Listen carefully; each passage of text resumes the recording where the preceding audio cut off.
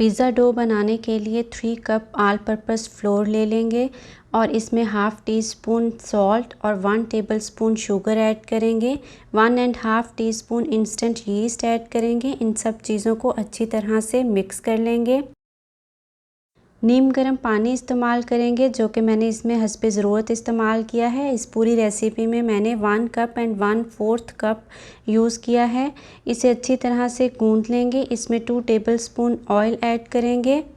Oil add करने के बाद अच्छी तरह से मिक्स कर लेंगे और इसे फिर से गूंदेंगे। अच्छी तरह मिक्स कर लेने के बाद स्लैब पर ही मैदा डस्ट कर लेंगे और इसे अच्छी तरह से गूंदेंगे। हम इसे कम से कम 5 मिनट गूंदेंगे। ये नॉन स्टिकी हो जाएगी। पैन में ऑयल लगा देंगे और इसके ऊपर भी ऑयल लगा देंगे। इसे अच्छी तरह से कवर कर देंगे और किचन काउंटर पर ही 2 घंटे के लिए छोड़ देंगे। 2 घंटे के बाद ये इस्तेमाल के लिए रेडी है।